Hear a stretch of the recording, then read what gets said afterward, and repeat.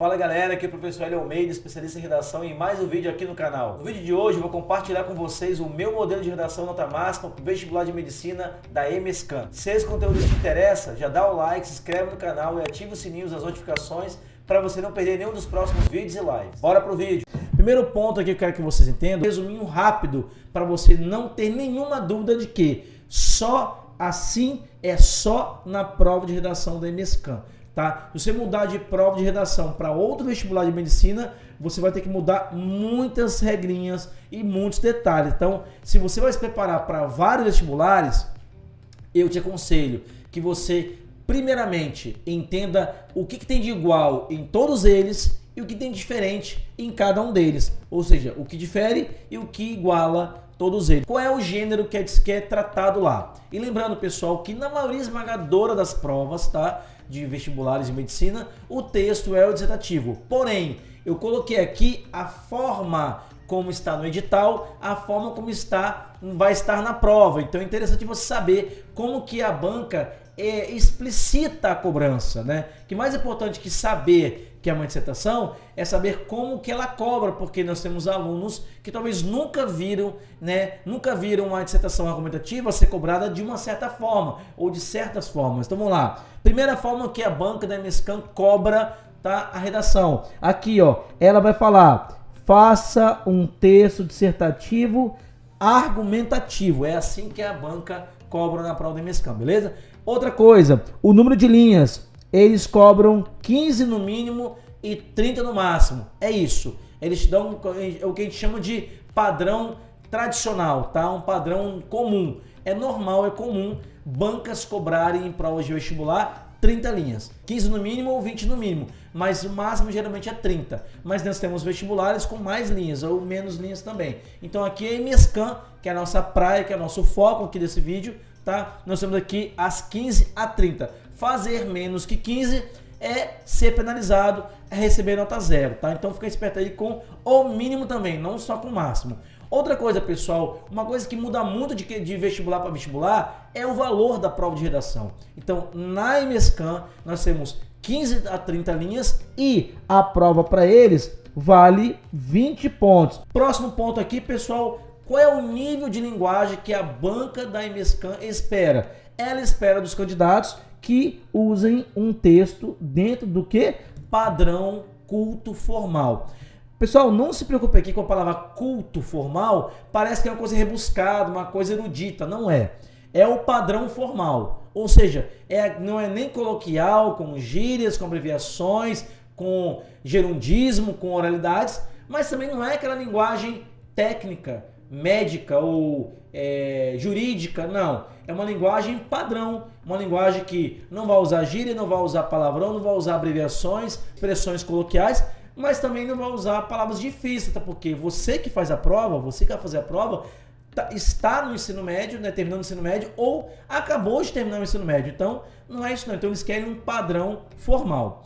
E para finalizar esse primeiro slide, estudando a prova da EMESCAN, o que eu percebi? Que o edital já diz para o candidato, quando você faz a inscrição, quando lança o edital, ele já diz para o candidato o que a banca vai esperar. Olha que legal, pessoal. A banca já diz para você, mês antes da prova, candidatos, eu vou querer de vocês na redação isso, isso e isso. Vamos lá ver então? Eu separei 3 pontos chaves dentro da expectativa da banca da EMESCAN. Vamos lá. Primeiro ponto. Eles querem sim, eles valorizam muito o aluno que tem repertório, vocabulário, sabe selecionar as palavras, sabe usar as palavras adequadas, né? Não tem oralidade, coloquialidade. Eles valorizam muito a linguagem. Então, aluno que erra pouco português, aluno que não erra português, é aluno que já está predestinado a uma nota máxima, a tirar a nota máxima da redação, no caso da EMESCAN, 20 pontos. Então, corra atrás de treinar bastante e cortar todos os erros que você puder de gramática, acentuação, concordância, grafia, para você chegar lá filezinha e fechar a prova de redação, tá bom? Então aqui o primeiro ponto de foco deles, da banca, é o domínio da linguagem. O segundo ponto que eu separei aqui, pessoal, é o aprofundamento do pensamento. A banca da EMESCAN, ela valoriza ideias, ela valoriza alunos que fazem textos com ideias interessantes, que abordam pontos interessantes. Não estou falando de repertório de história, de filosofia, aquela coisa acadêmica, não. É ideias. Então eles gostam que vocês aprofundem as ideias. Não é aprofundar, encher o texto de filosofia, encher o texto de história, não é isso. Eles valorizam o aluno que tem ideias aprofundadas, ou seja, você vai lá dentro do assunto e pega e toca em pontos que eles consideram relevantes, que eles consideram importantes, tá bom? O último ponto que eu separo aqui desse foco é a capacidade de argumentação, ou seja, a banca da MESCAN também valoriza o aluno que sabe argumentar, que argumenta, que fundamenta, que aprofunda. Então é um aluno que tem 3 fundamentos básicos, né? Que a MESCAN quer: domina a linguagem, tá? Que aprofunde o pensamento, a discussão, não fique na superfície, não seja raso nas ideias, e que também seja capaz, seja competente, né, na hora de argumentar, de defender a sua posição, de defender o seu pensamento, beleza? Vamos falar sobre o que, galera? Vamos falar sobre a fotografia da prova da MESCAN de redação, tá? De redação da MESCAN. Então, o que é a fotografia? É como ela é, como ela se constitui, como ela se constrói. Vamos lá então? Primeiro, pessoal, a prova de redação da MESCAN, ela é aplicada junto com as discursivas. Outra coisa, pessoal, a prova da MESCAN de redação tem um perfil de redação única, ou seja, ela não tem 3 temas para você escolher. Já foi assim, né? No passado já foi assim, agora não. Eles colocam uma proposta, um tema e todos os alunos fazem a mesma proposta. Então, fica esperto aí, se você está acostumado a treinar para 3 escolher uma, 2 escolher uma, lembre-se, na prova da MESCAN, que é o nosso foco aqui, ela tem apenas uma proposta, tá? Proposta única. Oferece para você textos de apoio, geralmente são 2 textos de apoio. O que são textos de apoio? É chamada coletânea. Textos motivadores, é chamado textos motivadores. Então, na verdade, eu tenho ali um e 2, texto 1, texto 2, para você um gráfico, uma tabela e uma matéria, uma reportagem ali falando sobre aquele assunto, vindo de jornal, vindo de uma revista ou de um site. Pode ficar tranquilo se você tem medo, tem receio, está acostumada a fazer provas de redação com coletânea, a MESCAN, ela disponibiliza sim uma coletânea não muito longa, tá? Uma coletânea curta, com 2 textos de apoio. E por último, o enunciado, né? Que é aquelas 4, 5, 6 linhas ali, que ela traz o que naquele enunciado? Ela traz qual é o gênero que vai ser dissertado, né? vai ser desenvolvido. Ali, desenvolva uma dissertação, disserte sobre, elabore uma dissertação, redige uma dissertação, é isso que ela vai cobrar ali, tá? Tem a questão do tema também, no enunciado que você vai encontrar o tema. Existem provas que colocam o tema subentendido na coletânea, mas no caso da MESCAN ela coloca o tema destacado, tá? Ela coloca o tema bem destacado mesmo ali, em negrito e tal. E as expectativas da banca, que é, por exemplo, o que a banca espera que você faça em geral, tá? Naquela redação. E que se você entender cada um desses tópicos, você está já cada vez mais preparado para tirar a nota máxima na redação, beleza? Então, vamos avançando aqui para o nosso próximo slide. Galera, como que eu defino, tá? Naquela quantidade, lembra daquela quantidade de linhas, não adianta você decorar o número de parágrafos e o número de linhas, se o número de linhas mínimo e máximo em cada vestibular que você for fazer, muda. Então, o que eu vou falar aqui agora serve para a MESCAN só. Qual é a distribuição melhor? Qual é a sugestão que eu te dou para distribuir as linhas? Eu falo de 6 a 8 na introdução e 6 a 8 na conclusão. Ou seja, 4 parágrafos, os 2 das pontas são os menores e parecidos. 6 a 8 na introdução, 6 a 8 na conclusão. Os 2 do meio são os maiores e ficam ali meio parelhos, né? Meio próximos de tamanho. 7 a 9 linhas, beleza? Essa aqui é uma média interessante para quem vai fazer redação na medicina, vestibular de medicina da MESCAN. Outra coisa, pessoal, o que fazer nesses 4 parágrafos? Basicamente é o quê? Introdução, apresentar até o tema e a tese. Basicamente é isso, não é só isso, mas basicamente é isso que a banca vai esperar de vocês. Nos 2 parágrafos do meio, o que você vai fazer? Você vai desenvolver cada um dos argumentos. Lembra que a nossa tese vai ter sempre quantos? 2 argumentos. Então, cada um dos 2 argumentos. Argumento 1 vai para o segundo parágrafo, argumento 2 vai para o terceiro. É assim que a banda toca, é assim que você dança, que você segue o jogo, tá bom? E no quarto parágrafo, o que você vai fazer? No quarto e último, você vai concluir, tá? Concluir o texto. Concluir, na verdade, sempre lembrando, concluindo sempre, fechando com propostas de intervenção, tá? Em cima dos problemas apontados, dos problemas identificados. Então tá aqui o que fazer, quais são os objetivos principais, né? Os predominantes de cada parágrafo. Avançando aqui, galera, agora entramos numa fase bem legal, que é a fase que você mais espera, que é a fase de falar sobre o quê? A parte da estrutura, que é o quinto passo para você. Repare que nós estamos caminhando para o final, então é o quinto passo para você arrebentar na prova. Então, o quinto passo não é mais importante nem menos importante, mas ele é muito importante para você fazer uma redação nota máxima, que é o quê? Você olhar o número de linhas mínimo e máximo que a MESCAN te disponibiliza e definir um esqueleto. Eu tenho esse esqueleto de introdução. Vamos lá? Citação inicial. Então, considera-se relevante tratar com responsabilidade a questão e apresenta o tema. Ademais, cabe destacar ainda que essa problemática apresenta lembra da tese? 2 fatores compreendidos. Argumento 1 e argumento 2.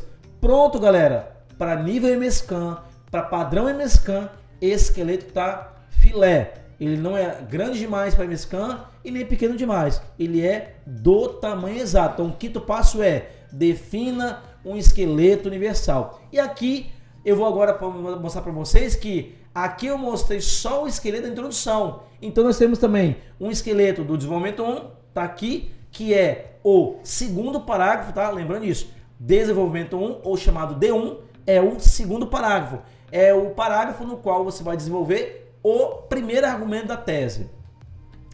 Nós temos o esqueleto do argumento 2, né? É o parágrafo no qual você vai desenvolver o argumento 2 da tese. Então nós temos 2 argumentos e o segundo vai ser desenvolvido no terceiro parágrafo. Então tá aqui o esqueleto bem chutinho, bem sequinho para quem vai fazer redação na MESCAN.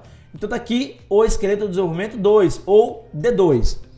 E nós temos também, pessoal, que ter, claro, não podemos deixá-lo desguarnecido, tá? É a conclusão. Então o último parágrafo também tem que ter um esqueleto prontinho. Lembrando, de acordo com a quantidade de linhas mínima e máxima que eu tenho. Então aqui eu tenho um esqueleto para padrão MESCAN. E agora o sexto passo é aquele que você rufa os tambores, que você fica apreensivo para você entender como aplicar isso. Então qual é o sexto passo? Vamos à prática. Tudo que eu falei até agora, do passo 1 até o passo 5, ele fica no campo muito da teoria, no campo muito do pensamento. Agora eu vou pegar um tema real, um tema de verdade, um tema que pode cair, e você vai o quê? Acompanhar comigo o passo a passo da montagem desse tema, desse texto nota máxima, tá bom? Repare, lembra, pessoal, que nós podemos ter vários estilos de alunos diferentes e que eles podem conseguir a mesma nota máxima. Então, eu estou te dando um exemplo, um modelo prontinho, mastigadinho, de que se encaixaria no padrão que a MESCAN considera nota máxima. Vamos lá? Então, vamos lá. Tema saúde mental. Depois, qual é o próximo passo? Eu vou definir minha tese. Qual é a tese que eu pensei? Eu pensei que numa tese com, primeiro argumento, preconceito histórico com o assunto. É muito comum, pessoal, nós temos muito preconceito, né? Preconceito no sentido de que tratar com descaso, achar, por exemplo, que não é tão grave assim, né? Nós temos, assim, relatos e experiências muito tristes, né? Com pessoas que têm depressão, que têm ansiedade, né? A sociedade em geral tem muita dificuldade de avaliar o quanto aquilo é realmente ruim, o quanto aquilo a pessoa não tem culpa, né? Então é importante trabalhar no argumento 1 o preconceito histórico com o assunto. E na nossa tese tem 2 argumentos. O segundo qual é? A dificuldade no acesso aos serviços médico-hospitalares. Ou seja, pessoal, nós temos aqui um outro problema além da questão do preconceito. Se você for reparar, psicólogos, quais são os profissionais que atuam, que nos ajudam a cuidar das pessoas com problemas de saúde mental? São os psicólogos, são os psiquiatras e os neurologistas. Esses 3 profissionais, se você fizer uma pesquisa rápida de mercado, de valor de consulta ou de acesso a esse tipo de profissional, você vai descobrir 2 coisas. Primeiro, é muito difícil, não tem muitos à disposição. A oferta é bem menor do que a demanda, do que a quantidade de pessoas que precisam. E segundo, é muito caro. São consultas muito caras. Então, se é caro e tem pouco profissional disponível, eu posso afirmar para vocês, isso é um problema, porque toda a população está exposta, está vulnerável, né, está passiva de ter problema mental, problema de questão mental. Então, são os 2 argumentos que eu vou trabalhar. Então agora nós vamos ver na prática como que eu vou encaixando essas ideias e desenvolvendo cada uma delas ao longo do nosso esqueleto. Vamos lá. Tá aqui, pessoal, de vermelho eu coloquei uma introdução genérica, uma introdução que cabe em qualquer tema, é isso que você ouviu. Em qualquer tema eu estou falando aqui de uma introdução. Então eu começo aqui de vermelho falando aqui sobre os direitos fundamentais, tá, da nossa Constituição. E não estou falando de nada específico, então aqui eu vou generalizar, eu vou abrir, eu vou contextualizar o início de forma aberta, mas bem interessante, que é um conhecimento constitucional. Depois de azul aqui, eu tenho o tema, basicamente, Ctrl+C, Ctrl+V. Eu vou tirar só as aspas, se existirem, né? E vou tirar do texto, do enunciado, e vou trazer para o meu texto. É cópia, pessoal. Tema na introdução é Ctrl+C, Ctrl+V. Eu deixei os colchetes aqui, galera, só para delimitar, tá? Visualmente, para facilitar para você visualmente identificar ali a posição de cada elemento. E de laranja eu tenho o quê? A nossa tese. E a nossa tese tem 2 argumentos, lembra? Eu sempre bato nessa tecla. Então aqui de laranja eu tenho os 2 argumentos. Então fica assim, ó.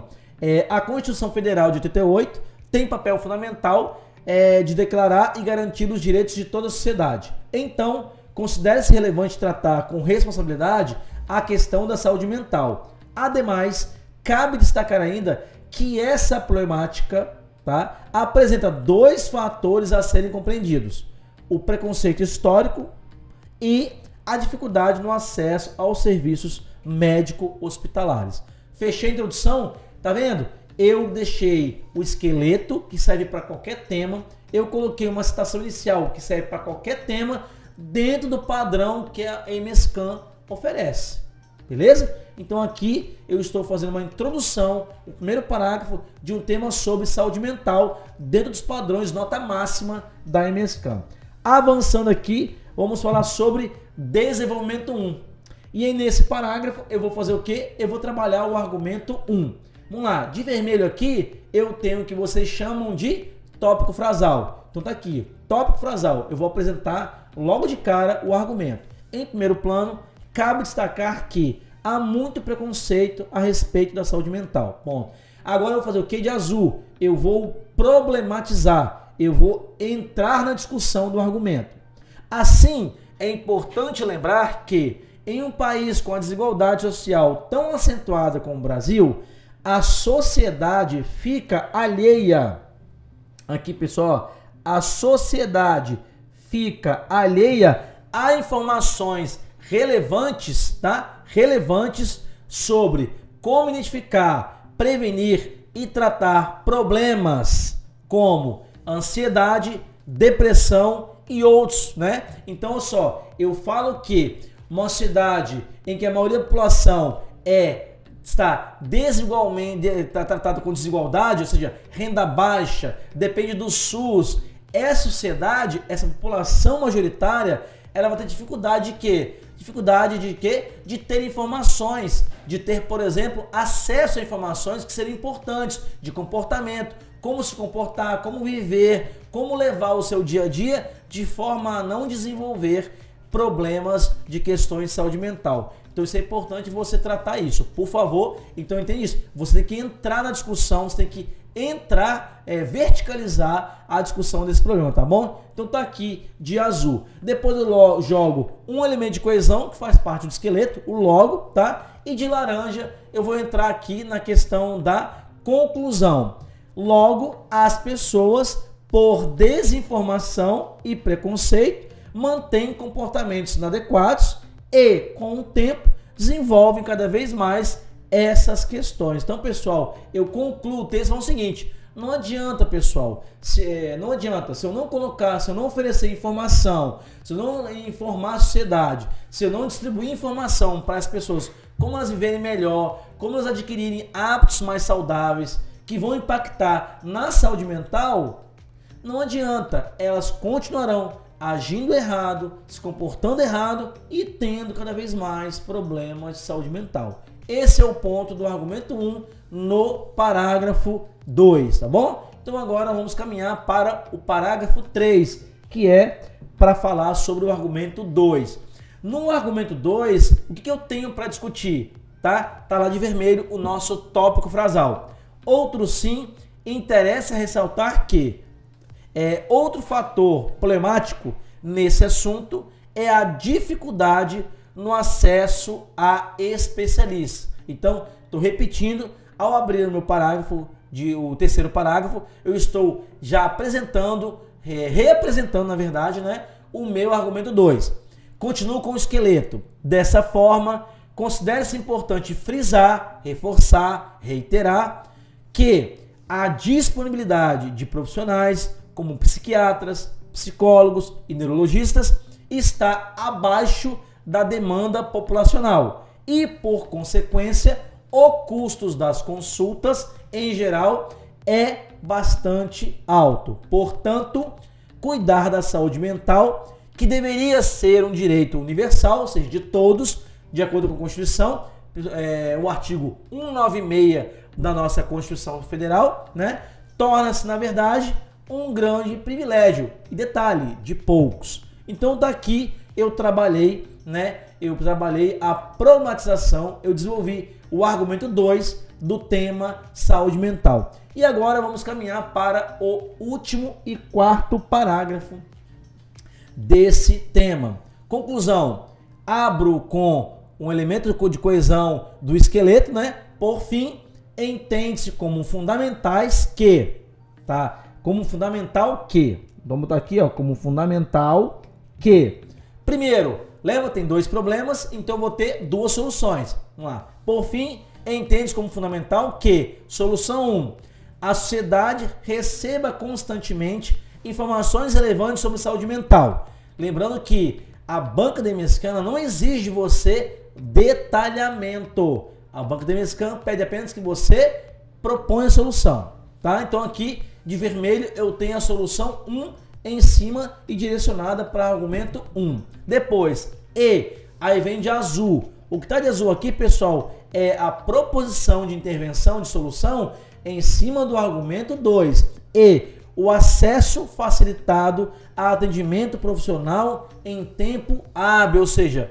quanto mais rápido e fácil, melhor para as pessoas. Então, se eu tenho alguém da família, ou eu, ou um filho, começando a desenvolver sintomas de problemas mentais, e eu levo logo ao psiquiatra, eu levo logo ao neurologista ou ao psicólogo, esse profissional rapidamente detecta, pede exames, vê um diagnóstico, faz um prognóstico e já inicia o tratamento e o acompanhamento. E aí, tudo no início descoberto, mais facilmente tratado, aumenta a chance de cura ou de voltar a ter uma vida saudável, uma vida normal. Então daqui essa questão é importante lembrar que a MScan não exige de você um detalhamento. O que ela quer é que você aponte um caminho para aqueles problemas que você identificou no texto. Para encerrar aqui a conclusão, desse modo será possível garantir a todos uma realidade mais. Aí eu deixo aberto, sempre no esqueleto geral, eu deixo aberto 2 espaços para 2 adjetivos. No caso da saúde mental, eu escolhi 2. Todo tema de saúde, da área da saúde, você coloca o quê? Esses 2 adjetivos. Para temas de justiça, você pode trocar por outros adjetivos. Eu escolhi para todos os temas de saúde isso aqui, ó. todos uma realidade mais saudável e digna. Então é isso, pessoal. Se você for acompanhar esses textos que são ditos como nota máxima, você vai ter vários estilos diferentes. Eu peguei um exemplo de texto nota máxima, tá? Na prova do MESCAN, que se encaixa nesse tema e atende os quesitos básicos da prova. Eu posso fazer de várias formas, mas lembrando, o esqueleto ele é fundamental para você ter sempre a mesma base, a mesma estrutura para o seu texto. E lembrando que se você tem um esqueleto pronto, você treinando sempre será cada vez melhor, porque você vai aperfeiçoando, vai lixando, vai limando as arestas e daqui a pouco em pouco tempo você vai ter um esqueleto perfeito